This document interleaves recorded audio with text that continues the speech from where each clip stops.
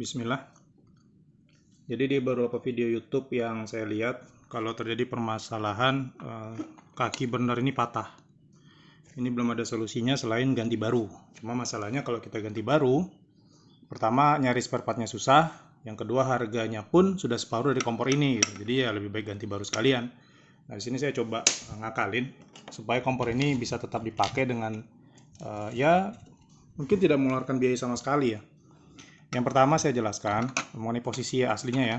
Jadi posisi kedudukan si burner ini, dia selain sebagai burner, penyalur gas untuk menyebarkan api, dia juga ternyata menahan bodi atas dengan bodi bawah, menahan tungku dengan bagian bodi kompor ini. Dia menjepit di sini. Nah, jadi mungkin karena bebannya itu tugasnya berat, 2 kali lipat, akhirnya dia gampang patah, ditambah dengan bahan yang ternyata nggak bagus-bagus banget ini. Kita buka ya. Oke, nah ini bagian yang patah nih. Nah, alhamdulillahnya ternyata drat yang tersedia ini cukup panjang. Jadi masih ada sisa drat yang sebenarnya masih bisa kita pakai daripada kita ganti satu pipa T ini. Jadi masih bisa kita pakai. Caranya gimana? Yang pertama, posisinya kan seperti ini ya. Dia ada jarak. Nah, kelihatan nggak? Ada jarak. Nah, ini kita lubangi supaya sedikit lebih besar sehingga seluruh kaki burner ini bisa masuk ke dalam bagian tungku. Nah, masuk semua ya, terlihat tembus ke bawah. Nah, otomatis kalau dia turun ke bawah, drat yang ada di sini masih bisa kita pakai.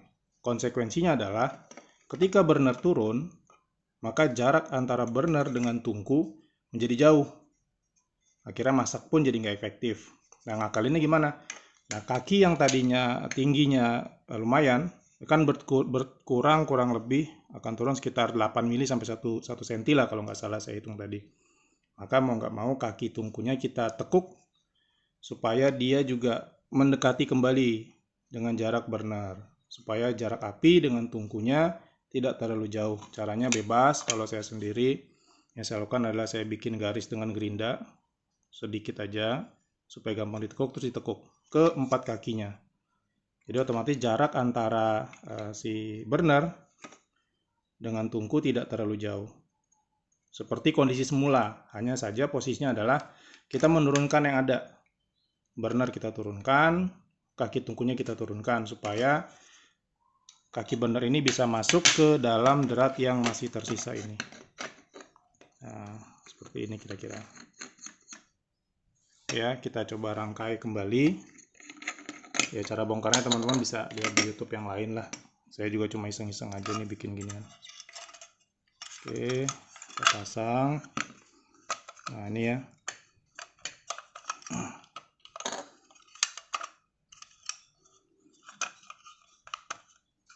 Nah, ya kan, jadi ya ini nggak ada tahanan apa-apa, dilepas juga gampang sekali. Jadi memang hanya burner yang menahan bagian tungku ke bodi tengah kompor ini. Kalau mau lebih kuat ya ini ditekuk teman-teman. Bagian sini nanti kita tekuk supaya dia lebih ngejepit. Seperti ini kira-kira. Nah, seperti itu. Kita tekuk ya supaya dia bukan burnernya yang nahan, tapi memang bodi atas menahan bodi bawah seperti ini. Nah, kalau kita beli ya nggak ada yang nahan menurut saya. Jadi kalau teman-teman baru beli kompor seperti ini ya sebaiknya gunakan tang untuk menjepit bagian bodi ini. Nah, tuh. Jadi ini juga insya Allah lebih kuat. Jadi nggak cuma ya mengurangi resiko kerusakan lah kalau teman punya kompor cover yang baru dibeli atau kompor lipat ini. Kita jepit aja semuanya sekalian. Oke, sudah kuat. Sudah tidak akan goyah, tidak gampang lepas. Baru kita pasang kembali. Ingat ya, ini jadi posisinya lebih turun yang tadinya seperti ini. Ketika dratnya masih ada, kita bisa manfaatkan kembali. Kita tekuk. Maaf, saya putarnya agak susah. Oke,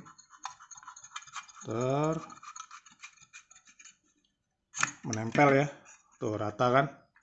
Kalau sebelumnya kan nggak nempel nih bagian burner dengan kaki tungkunya. Nah, yang ini juga jadi lebih rendah. Tuh, jaraknya saya rasa nggak jauh berbeda atau mungkin sama dengan kondisi sebelumnya.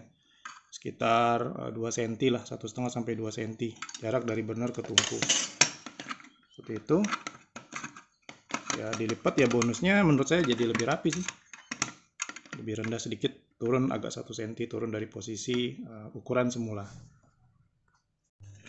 Oke, kita coba ya. Sebelum dicoba, pastikan pemantik ini mendekati burner ya. Kan posisinya tadi turun tuh. Jadi ini kita tekuk sedikit supaya mendekati burner. Oke, sudah. Kita buka gasnya. Nah, udah. Kembali normal. Kalau kita lihat jaraknya, tidak terlalu jauh ya. Dari posisi burner ke posisi tungku. Oke, selamat mencoba. Semoga bermanfaat.